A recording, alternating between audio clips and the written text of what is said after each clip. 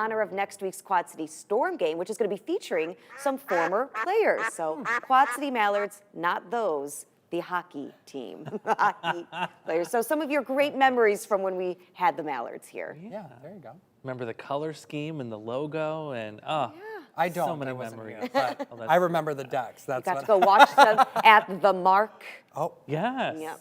Oh yeah. not the sleigh that we have now. There's going to be a lot of nostalgia next week. I Yeah, can't there wait you to go. see that. Also can't wait to see, too, some of the warmth coming back in for this weekend because it's cold this morning. very. We're ready for a little bit of a warm-up, but I think we'll get that here into the next couple of days. But we're going to have to get through the cold first, and also some tough travel still if you're heading south and east of the Quad Cities. I can tell you, Interstate 80 running through Henry County and Bureau County is good. It is clear, but those side roads, especially in the country, have seen a little bit of blowing and drifting overnight, so plan some extra time if you're heading in that direction. But locally here, especially in town, there is not a problem at all. The pavement is completely clear, but it is awfully cold. Temperatures have dropped into the single digits, especially where the new snow fell in earnest yesterday as you head towards Galesburg, where they had close to 4 inches of new snowfall. That's where you're going to find the coldest temperature readings this morning.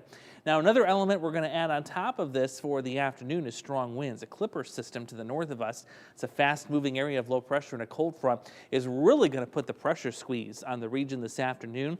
That means winds gusting up to 45, 50 miles an hour if you're under the advisory, which is right along the US 20 corridor, so north of the Quad Cities.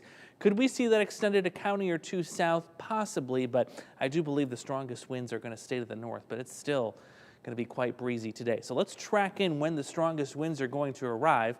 And as they get there, they're going to push our temperatures up to the 40-degree mark, at least here, because remember, we had barely any snow, so that's not going to keep things cold for us. But there you see the strongest winds coming in after 4 o'clock this afternoon. Gusts will be above 30 miles an hour, and then close to 40 miles an hour as we head the midnight hour, and then dying down a little bit as we head towards the morning tomorrow. Those wind chills are going to be a little biting at times, below zero, 6 below around 8 o'clock tomorrow morning. Now, if you're north of the Quad Cities, tack on about 10 more miles an hour to these bars here because, again, that's where the greatest difference in pressure is going to be. For the upcoming weekend, some big changes here. So you've got 29 for Saturday, mid-50s by Sunday, and this is really going to be the best day, of course, to be outside, not only because of the temperatures, but we also have lighter winds expected then as well. So our next storm system, that's going to be coming in on Monday, and I'm actually going to take you through the snowfall forecast for the rest of the month. I can show you where some of the trends are going here.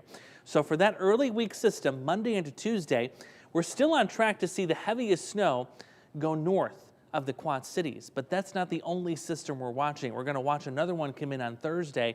That one may take a more southerly track, and you see the heavier snow awfully close to the region here, so we're going to keep an eye on that. Next week looks really busy. There you see that snow chance coming in on Thursday, and not only are we going to have the chance for snow, but I think we're going to be seeing a much colder pattern to end the month of February.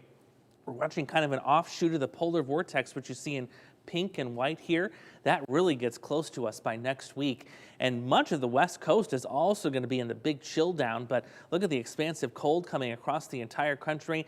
And with that cold, the active storm track will be very close by. So if you love the snow and you've been missing it here lately, I think we've got better prospects of seeing snow in the Quad Cities, especially as we head throughout much of next week.